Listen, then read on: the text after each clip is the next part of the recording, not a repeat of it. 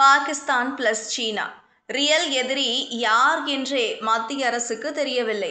ராகுல் காந்தி ஆவேசம். வணக்கம் செய்திப்புணல் நேயர்களே. இந்தியாவின் இராணுவ நடவடிக்கை இலக்குகள் குறித்த அத்தனை தகவல்களையும் பாகிஸ்தானுக்கு சீனா கொடுத்து வருவதாக எதிர்க்கட்சித் தலைவர் ராகுல் காந்தி தெரிவித்துள்ளார். சீனா என்ற வார்த்தையை சொல்லவே பயப்படுகிறார்கள் என்று கூறிய ராகுல் காந்தி, இந்தியாவின் வெளியுறவு கொள்கை திவாலாகிவிட்டது என்றும் விமர்சித்துள்ளார். நாடாளுமன்றத்தில் ஆபரேஷன் சிந்தூர் மற்றும் பஹல்காம் தாக்குதல் தொடர்பான விவாதம் நடைபெற்று வருகிறது. இந்த விவகாரம் தொடர்பாக ஏற்கனவே பாதுகாப்புத்துறை அமைச்சர் ராஜ்நாத் சிங் மற்றும் வெளியுறவுத்துறை அமைச்சர் ஜெய்சங்கர் ஆகியோர் விளக்கமளித்தனர். இதனைத் தொடர்ந்து இன்று எதிர்க்கட்சித் தலைவர்கள் பல்வேறு கேள்விகளை எழுப்பி வருகின்றனர்.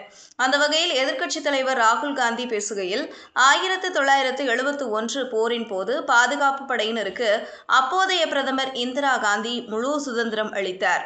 அவர் எந்த வல்லரசு நாட்டின் ஆதிக்கத்திற்கும் அடிபணியவில்லை. இந்திரா காந்தியைப் போல் மோடிக்கு தைரியம் இருந்தால் ட்ரம்ப் பொய் சொல்கிறார் என்று பிரதமர் மோடி நாடாளுமன்றத்தில் சொல்லட்டும்.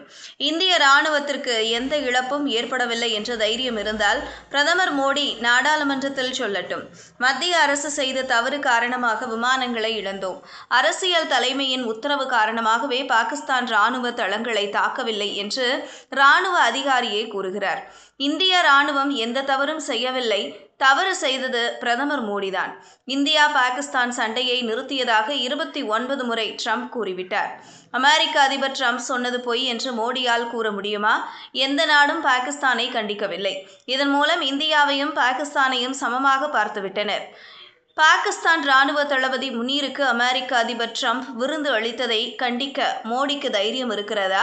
வெளியுறவுத்துறை அமைச்சர் ஜெய்சங்கர் எந்த கிரகத்தில் இருக்கிறார்? இந்தியாவின் இராணுவ நடவடிக்கை இலக்குகள் பற்றிய தகவல்கள் அனைத்தையும் பாகிஸ்தானுக்கு சீனா கொடுத்து கொண்டிருக்கிறது.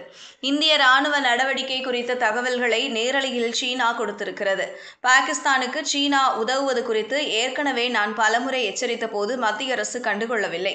இந்தியாவின் வெளியுறவு கொள்கை திவாலாகிவிட்டது. தீவிரவாதிகள் பற்றி கேள்வி கேட்டாலே பாகிஸ்தான் ஆதரவாளர்கள் என்று சித்தரிக்க முயல்கிறார்கள். அதுதான் பாஜக அரசின் மனநிலை. சீனா என்ற ஒரு வார்த்தையை கூட பாதுகாப்பு அமைச்சரோ வெளியுறவு அமைச்சரோ கூறவில்லை. சீனா என்று சொல்லவே பயப்படுகிறார்கள். உண்மையான எதிரி சீனாதான் என்று காட்டமாக விமர்சித்துள்ளார். இதுபோன்ற செய்திகளை தெரிந்து கொள்ள செய்திப்புணலுடன் இணைந்திருங்கள்.